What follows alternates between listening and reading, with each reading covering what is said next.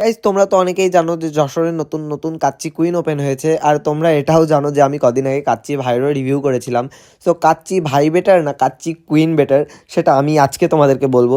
তার আগে চলো আমরা সবাই হেঁটে আগে কাচ্চি কুইনের সামনে চলে যাই। আর এই যে কাচ্চি কুইনের লোক, আমরা ভেতরে যে বসে পড়ি আর মেনুটা নিয়ে বসে আমরা প্রথমে দেখি কেমন ছিল সব কিছু। তারপরে আমরা মেনু দেখে আমরা স্পেশাল কাচ্চিটা অর্ডার দিই, যেটা ছিল 300 টাকা, যেটা কাচ্চি ভাইয়ের থেকে কম বললেই চলে প্রাইস হিসাবে। তারপরে আমরা হাত ধুতে চলে যাই, বাথরুম এখনও প্রিপেয়ার্ড না, সব কিছু দেখাই আমি।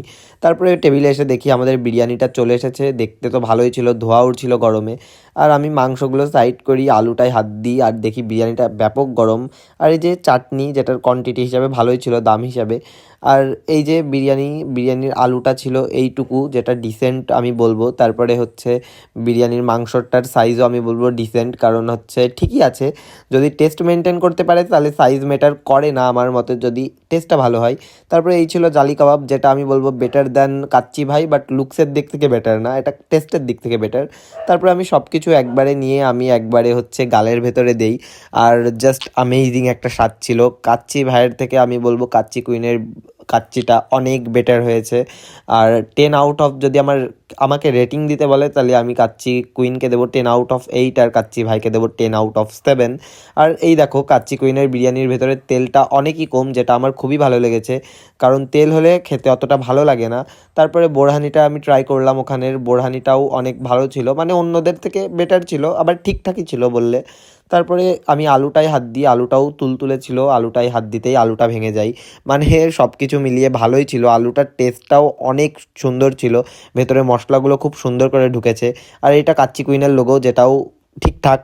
আর তারপরে আমি খাবার শেষে চাটনিটা ট্রাই করি, যেটাও সুন্দর ছিল। আমি তোমাদেরকে প্রেফার করি কাচ্চি কুইনে গেলে চাটনিটা ট্রাই করো। তারপর গাইস খাবারের চুল, দেখো গাইজ এটা কিভাবে পসিবল যে প্রথম দিন গ্র্যান্ড ওপেনিংয়ে গেলাম আর প্রথম দিনই খাবারের চুল। এটা একদমই তাদের অমনোযোগের কারণ ওরা কিচেনে কিভাবে রান্না করছে এটা আমরা জানি না, এই জন্য খাবারে হয়তো চুল আসতেই পারে। বাট এইটা তাদেরকে নজর দেওয়া উচিত, এগুলোতে খেয়াল করা উচিত। আমার জায়গায় অন্য কারোর পাতে পড়লে, অন্য কোনো কন্টেন্ট ক্রিয়েটারের সামনে পড়লে এটা নিয়ে বড় একটা কন্টেন্ট বানিয়ে ফেলতে পারতো। বাট আমরা অত বড় কন্টেন্ট ক্রিয়েটার না, তাই আমরা কিছু ইস্যু করিনি, ওরা অনেক সরি বলেছিল। তারপর বিলটা চলে আসে, আমাদের বিলটা ছিল 620 টাকা। অ্যাকচুয়ালি 700 কত টাকা এসেছিলো, বাট 20% ডিসকাউন্ট গ্র্যান্ড ওপেনিংয়ের দিন, তাই আমরা 620 টাকা বিল পাই। তারপরে বিল টিল দিয়ে খাওয়া দাওয়া শেষ করে আমরা বাইরে বেরোতে শুরু করি। এই ছিল ভেতরের লুক, সুন্দরই করেছে, প্রায় কাচ্চি ভাইয়ের মতনই ভেতরের লুকটা, বাট ঠিকঠাকই আছে।